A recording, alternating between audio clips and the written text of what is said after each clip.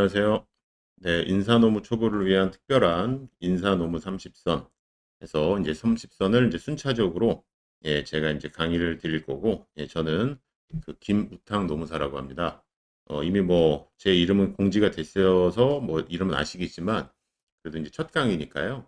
이름은 소개를 시켜드려야 될 것 같고, 자, 화면에서 보시는 것처럼 이제 30선을요, 순차적으로 말씀을 드릴 건데, 그 1편 이제 근로관계라고 해서 이게 총 4편으로 구성이 되어 있어요.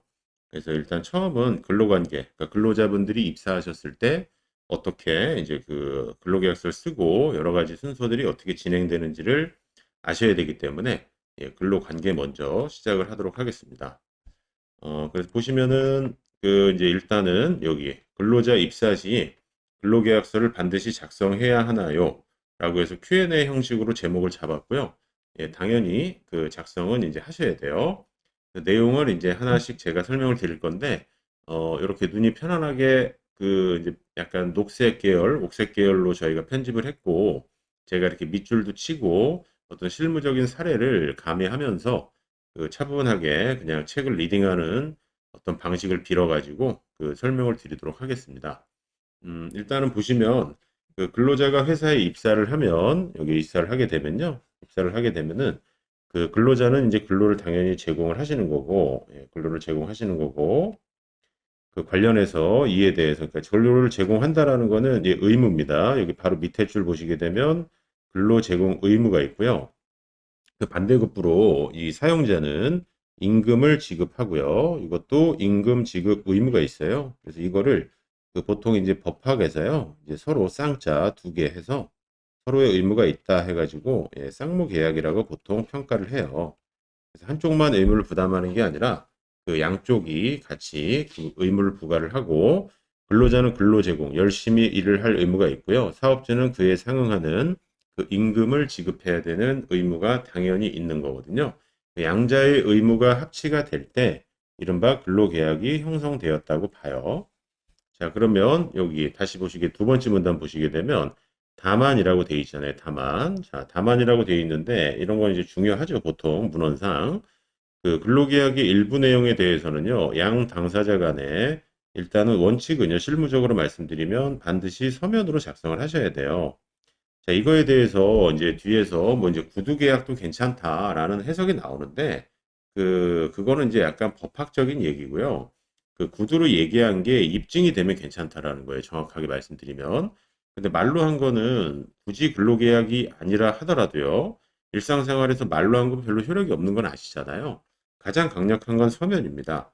근데 그 서면에 대해서 요즘에는 이제 IT 시대에 맞게 뭐 전자문서나 이런 어떤 이른바 전자 그 근로계약서도 당연히 인정이 돼요. 하지만 아직까지는 그 강력한 어떤 역할을 하는 거는 서면이라고 보시면 돼요. 그래서 서면을 전자 방식으로 완전히 바꾸진 못한다 하더라도 뭐 사진을 찍어 주신다거나 뭐 카톡이나 이런 걸로 전송을 하시는 거 관계가 없는데 그래도 서면 원본은 아직까지는 보관하시는 게 좋아요. 특히 근로자의 직접 서명이 들어가야 돼요. 서면이 아니라 서명이요. 자, 그리고 중요한 거는 그 서면으로 작성을 하고 끝나면 안 되고요. 그 서면을 반드시 근로자한테 교부까지 해주셔야 돼요. 근데 이 현실적으로 이 교부에 대해서 했냐, 안 했냐, 이거에 대한 논란이 종종 있어요. 사실은 꽤 많이 있거든요. 언제 있냐면 그 해당 근로자분이 퇴사를 한 다음에 회사에 대해서 어떤 노동부의 신고 사건이 발생할 때가 있어요. 그럼 신고 사건이 발생을 하게 되면은 그 예를 들어서 서면 작성을 하지 않았다. 이거는 사업주가 했다라는 거는 입증을 하는 거는 어렵지 않아요. 그분의 그 사인이 들어간 근로계약서를 고용노동부에 제출하시면 되거든요. 근데 문제는 교부까지 안 했다라고 주장을 했을 때 교부를 입증하는 건 쉽지 않거든요. 왜냐하면 교부를 받은 다음에 안 했다고 할 수도 있어요. 교부를. 근데 교부하는 장면을 동영상을 찍어 놓는 경우는 없고 뭐 사진까지 찍는 경우는 더더군다나 없잖아요. 그래서 보통은 근로계약서 이제 하단 말미에 이건 법정 양식은 아닙니다. 보통 하단 말미에 교부 확인해 가지고 그 본인의 사인을 다시 한번 받는 절차가 실무적으로는 많이 진행이 돼요. 물론 강제사항은 아니에요. 하지만 그런 식으로 처리하시는 게 좋다라는 거예요. 그걸 실무상 참고를 좀 해주시고, 그리고 근로조건에 이제 명시 방법이 되어 있는데, 아까 말씀드린 것처럼 구두의 방법도 가능은 해요. 하지만 나중에 입증하기가 굉장히 어렵다라는 단점이 있어요. 그리고 실무적으로 이제 이 강의를 듣고 중요하게 체크하셔야 되는 게 그 반드시 서면으로 명시해야 되는 사항이 있어요. 이걸 보통 필수 기재 사항이라고 얘기를 해요. 그래서 이 필수 기재 사항이 그 정확하게 기재가 되지 않은 상황에서 고용노동부 점검이 들어오게 되면 이거를 적지 않았을 때는요. 여기 보시게 되면 500만 원 이하의 벌금이 지금 나가게끔 돼 있어요. 그러니까 되게 강력한 거죠. 근데 지금 이제 필수 기재 사항 내용을 보시기 전에 미리 말씀드리는데 맨 끝줄에 과태료 처분을 받는다 이런 말이 있어요. 누가 받는 거냐면요. 기간제 또는 단시간 근로자일 때예요. 자, 이거를 보통 기간제라고 하는데 이분들을 현실적인 용어로는 이제 계약직이라고 보통 불러요. 그리고 이 단시간 근로의 단자가 이 짧을 단자인데 보통은 이 파트타임이라고 부르고 있어요. 자, 이분들을 보통 다 통칭해서 뭐라고 그러냐면 이 정규직이 아니다 해서 비정규직이라고 얘기를 하고 있어요. 그럼 이 비정규직에 해당하시는 분들은 같은 금액 500만 원인데 이분들은 과태료고 그 정규직은 500만 원인데 벌금이에요. 그러면 마치 액면상으로 보게 되면은 비정규직에 대해서 뭔가 처벌 수위가 더 약하지 않나 이런 생각을 하실 거예요. 왜냐면 그냥 그 직관적으로 보셔도 벌금이 과태료보다 센 건 아시잖아요. 그러니까 현실적으로 뭐 사례로 말씀드리면 어디 이제 주차하시면 안 되는 데다가 차를 이제 댔다가 구청에서 이 주차 위반 딱지라고 하는 걸 붙일 때가 있잖아요. 그럼 그게 과태료 처분이거든요. 그거는 행정관청인 구청에서 과태료를 부과하는 거고요. 그거에 대해서 저희가 만약에 안 내버렸다. 그렇다 하더라도 어떤 형사처벌이 가진 않아요. 다만 어떤 그 가상금이 붙거나 압류 조치까지는 가능하겠지만 저를 뭐 이렇게 뭐 시쳇말로 이제 뭐 깜빵에 보낸다거나 이럴 수는 없는 거예요. 근데 이 벌금이라고 하는 거는 이른바 빨간 줄이 이렇게 거지는 이 전과자가 되는 거거든요. 그래서 액면상으로는 정규직이 처벌 수위가 더 세고 기간제가 더 약해요. 비정규직이. 근데 어떤 그 근로 조건에서 좀 약자, 상대적으로 약자에 있는 쪽은 요 기간제 및 단시간이거든요. 그래서 이분들을 보호하기 위해서는 더 강력한 처벌이 있어야 될 것 같다는 생각이 드실 거예요. 근데 이분들은 과태료니까 사업주가 이거 안 내면 그냥 솜방망이지 않냐라는 생각을 하실 수 있거든요. 하지만 그 실제로 실무적으로는 지금 과태료 처분이 더 강력하다고 볼 수가 있어요. 왜 그러냐면 예를 들어서 고용노동부에서 점검이 나왔어요. 점검이 나왔는데 여기 필수기재 사항 네 가지 제가 이제 좀 지우고 있고요. 이 필수기재 사항 네 가지가 지금 명시가 만약에 되지 않았단 말이에요. 그러면은 그 즉시 이분들이 기간제 및 단시간 근로자다 그러면 과태료 처분서를 납부서를 그 자리에서 바로 발급이 가능해요. 그리고 그 기한 내에 내면 20% 경감 규정까지 있거든요. 그러면 이거는 과태료 처분이 확정이 되는 거예요. 근데 이 벌금형을 확정을 하려면요. 벌금형은 누가 확정을 해주는 거냐면 이거는 법원에서 확정을 해주는 거예요. 형사사건이고요. 법원에서 확정을 하는데 법원에서 형사건이 확정이 되려면 역으로 말씀드리면 거꾸로 검찰에서 이거를 기소를 해야 돼요. 그럼 검찰에서 기소를 하려면 고용노동부라고 하는 일종의 경찰서 역할을 하는 그 특별사법경찰관 지위에 있는 근로감독관이라는 분들이 사건 송치를 해야 돼요. 그래서 다시 정상적인 순서로 말씀드리면은 사건을 검찰에 송치하고요. 약간 기소 의견으로. 그럼 검찰에서 그걸 받아서 소를 제기한다는 뜻의 기소거든요.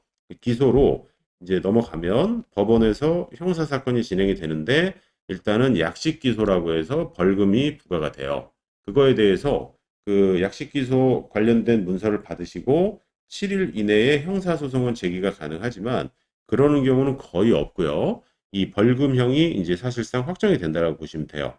근데 여기까지 소요되는 게 최소 2달에서 3달이 걸려요. 그리고 이게 반의사 불벌죄이기 때문에 이 쭉쭉 가는 2, 3개월 사이에 근로자가 이른바 그 취하 의사를 밝히게 되면요.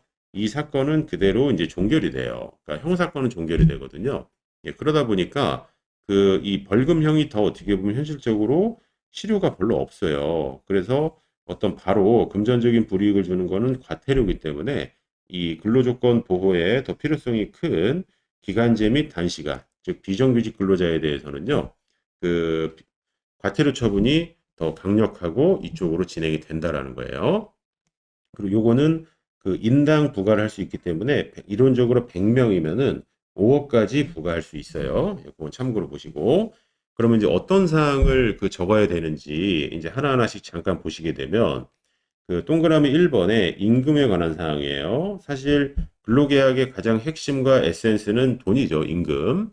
근데 임금 자체, 그러니까 월급 얼마 이런 식으로만 지금 그 썰렁하게 써놓으시면 안 되는 거고 기본급은 얼마고 연장수당은 얼마인지 구성 항목과 계산 방법, 몇 시간에 대한 대가인지, 그 다음에 어떤 계좌로 줄 건지, 현금으로 줄 건지 이러한 지급 방법까지도 다 구체적으로 기재를 하셔야 되고요. 그리고 임금을 아무리 많이 받아도 한 달에 예를 들어서 뭐 그럴 리는 없겠지만 그냥 그 어떤 설명을 위해서 10,000시간을 일하는 사람이 있고 100시간을 일하는 사람이 있어요. 근데 만약에 임금이 1억으로 똑같아요. 그러면은 월급은 1억이지만 그 대가가 되는 여기 이제 글자가 좀 잘렸는데요. 소정 근로 시간이에요. 그래서 몇 시간에 대한 대가를 지불을 하느냐 이것도 굉장히 중요해요. 왜냐하면 이 소정 근로 시간이 확정이 돼야 이 시간을 제가 H 아워라고 쓰면 시간당 돈이 확정이 돼요. 이걸 보통 그 시급이라고 얘기를 하죠. 이 시급이 확정이 돼야 추가적인 수당의 기준임금으로서 역할을 하거든요. 나중에 제가 통상임금에서 다시 한번 설명드릴 거예요. 그래서 소정근로시간은 굉장히 중요해요. 그러면 여기 제가 열거해드린 1번과 2번은 어떤 거냐면 제가 일을 제공하고 노동이라는 뜻의 레이버라고 써보면 이 레이버에 관한 사항이에요. 몇 시간을 일을 하고 얼마를 어떻게 어떤 계산 방법에서 받을 것인지 굉장히 민감하고 채용 면접 단계에서 가장 궁금해하는 사항이죠. 자, 여기까지 이제 쓰고 이 3번과 4번은 뭐냐면 그 일을 했으니까 이제 쉬는 개념이에요. 그러니까 레이버를 제가 이제 L이라고 쓰면 이 마이너스 개념, 마이너스 L의 개념이 이 쉰다 할 때 이 쉴 숫자 보통 어렸을 때 이렇게 배우죠. 이게 사람 인자하고 요 지금 나무 목자 쓰면은 이게 쉰다 할 때 숫자거든요. 사람이 나무 밑에서 이제 쉬는 모양을 형상화했다라고 하여튼 뭐 제가 중학교 때 배운 적이 있어요. 그래서 쉬는 게 있는데 아시다시피 주휴일은 본질적으로 유급이에요. 돈을 줘야 되는 날인데 이게 언제냐 이거예요. 그래서 이 주휴일은 보통 일요일이 많죠. 일요일이 많긴 한데 반드시 일요일일 필요는 없고요. 그 주에 1회 이상 평균적으로 한 번만 부여해 주시면 돼요. 그래서 이거를 우리 회사는 일요일이다. 이런 식으로 이제 적으라는 거고요. 그리고 연차 유급 휴가에 관한 사항도 필수 기재 사항인데 이 부분은 일단 법적으로 적용이 되냐 안 되냐의 기준은요. 그 기준은 이른바 상시 근로자 수가 5인 이상일 때, 5인 이상일 때 적용이 돼요. 그럼 5인 미만이면 안 적어도 되느냐? 적으셔야 돼요. 실무적으로. 적긴 적대 우리 회사는 연차 유급 휴가가 적용이 되지 않는다. 이렇게 적으시면 돼요. 그리고 요 지금 네 가지 말고 하나가 사실 더 있는데 이거는 그 뭐 교환에 없다라고 해서 불안해하실 필요가 없어요. 왜냐하면 적지 말라고 해도 적게 돼 있거든요. 그 내가 어떤 일을 담당하는지 어디서 일을 하는지도 적게 돼 있어요. 장소, 담당 직무하고 취업할 장소 요거까지 5가지를 적어주시면 이게 필수 기재 사항이 돼 있는 거고 이거를 서면으로 명시해 주셔야 되고 그렇지 않고 이걸 또 교부까지 하지 않으면은 이제 500인데 정규직은 벌금, 비정규직은 과태료 이렇게 처분이 된다라는 거예요. 이제 다음 슬라이드로 넘어가서 이제 연결되는 내용인데요. 여기 보시게 되면은 그 벌금형과 과태료 처분과 별도로 이제 근로계약서가 왜 중요하냐라고 할 때 어떤 노사 관련 분쟁 시 입증 자료가 되기 때문이에요. 그러니까 예를 들어서 어떤 분이 연장 근로수당을 받지 못했다라고 주장을 하는 경우가 꽤 있거든요. 이걸 보통 제가 강의 드릴 때 뭐라고 말씀드리냐면 임금체불은 1차 임금체불이 있고 2차 임금체불이 있다고 말씀드려요. 그 1차 임금체불은 제가 특정 근로자를 채용했는데 월급 200을 주기로 했는데 아예 안 준 거, 아예 안 주고 우리가 알고 있는 일반적인 임금체불을 1차적인 임금체불이다라고 제가 말씀을 드리고 2차 임금체불은 돈을 200을 주긴 주셨어요. 근데 사용자는 뭐라고 그러냐면 그 안에 보통 그 포괄 근로계약을 작성해서 여러 가지 수당들이 들어가 있다.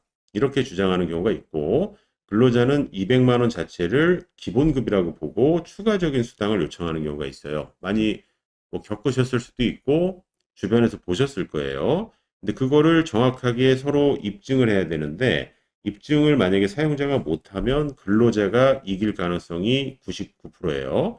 그럼 이거에 대해서 사용자가 입증 자료를 갖고 와야 된다라고 하는 건 어떤 거냐면요. 지금 이러한 추가적인 임금 분담을 피하기 위해서는요. 그 유효한 근로계약서가 있어야 되는 거고 그 안에 다시 한번 앞 슬라이드를 보시게 되면 임금의 구성 항목이 정확하게 나와 있어야 된다는 거예요. 여기서 중요한 거는요. 그냥 퉁치는 방식으로 모든 재수당은 여기에 포함되어 있다. 이러한 썰렁한 한 줄은요. 전혀 현실적으로 실무적으로 인정이 되지 않아요. 예, 그래서 그 정확하게 이제 표기를 하셔야 되고 예, 서면으로 이제 하셔야 된다라고 아까 말씀드렸고요. 그리고 이제 세상은 계속 바뀌는 거니까요. 이 서면이 꼭 종이로 된 문서냐라고 했을 때 전자 방식도 가능한데요. 그 여기서 얘기하는 전자 방식은 사실 엄밀하게 얘기하면 여러 가지 공적인 포털 사이트에서 왔다 갔다 하는 그런 전자 문서를 얘기하는 건 아니고 전자 결제 시스템이 담보가 되는 거예요. 즉, 이 사람이 사인을 한 게 시스템적으로 입증이 될 때 그걸 보통 전자결제, 전자문서, 전자근로계약서라고 얘기를 하는 거거든요. 근데 보통 이런 체계까지 구축할 수 없는 회사들은요. 이런 전자근로계약을 자체적으로 구축하지 못하는 경우가 많잖아요. 예, 그래서 아직까지는 몇 년 지나면 바뀌겠지만 종이로 예, 해주시는 게 좋다라는 거예요. 자, 그리고 마지막으로 이제 노동부 행정해석을 간단하게 이제 소개시켜 드리면 확인 사살하는 겁니다. 보시면은 그 계속해서 어떤 행정에서 우리가 제대로 된 서면이 없는데 괜찮습니까? 라고 할 때는요. 보통 그냥 이렇게 얘기를 하죠. 노동부에서는 근로자의 요구 여하를 불문한다. 요구하지 않았다 하더라도 교부해야 되고 서면으로 명시해라 해서 이거는 원론적으로 계속 회신을 해줘요. 그래서 이걸 지키시지 않으면은 나중에 처벌받으니까 반드시 이 서면 앤드 교부 요거는 다시 한번 꼭 기억을 하시고 이 지금 첫 번째 주제의 결론은 무조건 하셔야 된다라는 의미예요. 자, 여기까지가 근로계약서 작성에 관한 개괄적인 설명이었습니다.